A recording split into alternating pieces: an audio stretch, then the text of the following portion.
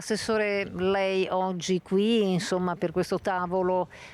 in concerto con le forze dell'ordine, ma anche i sindaci interessati per vedere un po' quali sono le prossime mosse, soprattutto per quanto riguarda il Bassanese e il Vittorio Veneto, che sappiamo anche là, insomma, questa bomba d'acqua, questa calamità naturale si è riversata.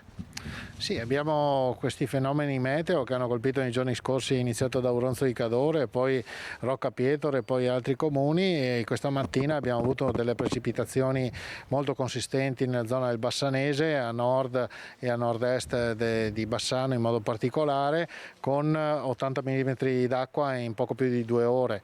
Quindi sono precipitazioni molto consistenti che creano parecchi problemi. Io sono passato qui adesso al centro operativo intercomunale, che raggruppa appunto un po' il punto nevralgico dove vengono prese le decisioni per il coordinamento dei soccorsi. So che i vigili del fuoco sono sul campo, abbiamo 20 organizzazioni di protezione civile che sono sul campo da questa mattina e il Presidente Zaia sta già predisponendo la richiesta di stato di emergenza a livello nazionale. Ecco, quali sono le criticità che lei intanto ha avuto modo di sentire?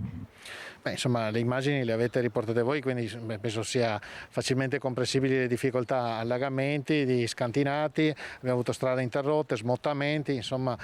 grandinate ma più nella parte trevigiana, quindi insomma i danni ci sono e sono consistenti. Ovviamente adesso si cerca di ripristinare le condizioni nel più breve tempo possibile con la macchina dei soccorsi e poi dopo ci sarà il momento della conta dei danni e dei ristori. Ecco, senta, ma al di là di questo, insomma, vediamo che sono sempre più numerosi episodi di questo genere. Non va magari non correndo dietro le calamità, ma insomma non va ripensato un po' quello che è anche il nostro ambiente, proprio perché questi fenomeni che di solito sono tropicali, in realtà insomma abbiamo visto che sono anche fenomeni italiani e di casa nostra.